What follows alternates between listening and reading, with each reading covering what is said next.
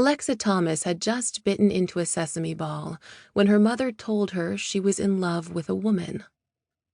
Lexa wasn't really listening. She was absorbed in the Chinese pastry, her eyes closed and her elbows propped on the marble countertop in her sister's kitchen.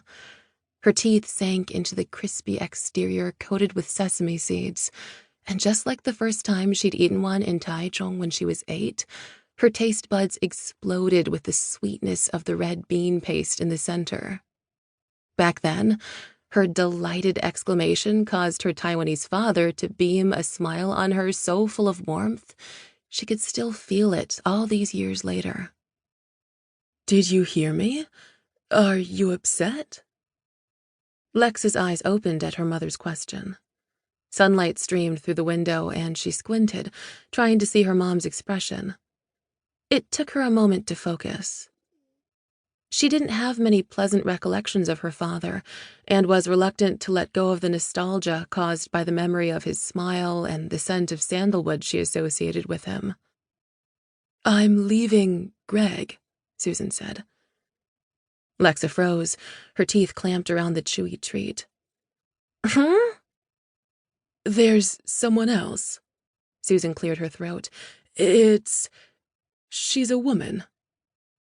Caught off guard, Lexa inhaled sharply and choked. Brilliant. But really, what was the proper response when your 61-year-old mom told you she was leaving your stepfather for a woman? She coughed and spat the sticky rice into her hand. "Who? How?" "Phoenix, my acupuncturist. She's half Asian like you," Susan said with false cheer, as if that made everything okay. "Cool." Cool? Lexa's brain had stopped working, and boy, was Maddie going to flip out when she got back to her apartment. "I'm happy, but I feel terrible about Greg," Susan sighed. "He's upset." "You think?" Lexa's stomach twisted. "Sorry, it's just... poor Dad." Greg had adopted her when he married her mom soon after Lexa's first birthday. "There's more." Susan took a deep breath. "I also quit my job to get my yoga teacher certification. I thought you'd understand being a personal trainer." "What?" Lexa's jaw dropped, and her hands flew up. She forgot about the morsel in her hand until it stuck to her hair. She cursed, just as her sister burst into the apartment.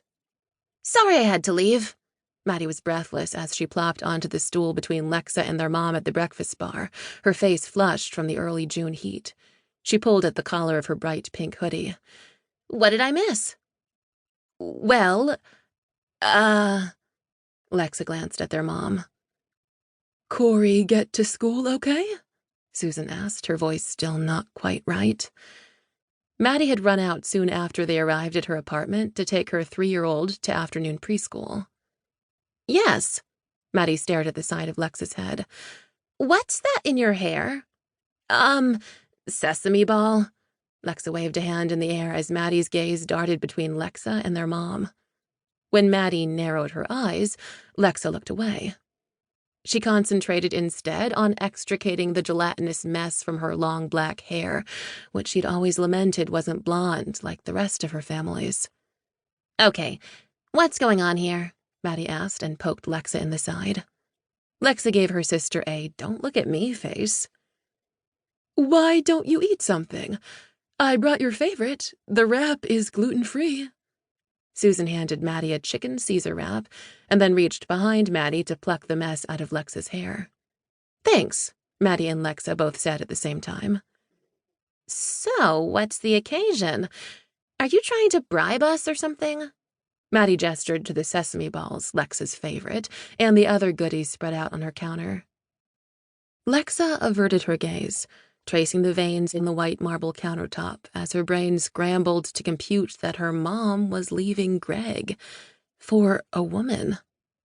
As their mom told Maddie the news, Lexa hunched her shoulders, braced for her drama queen sister's reaction.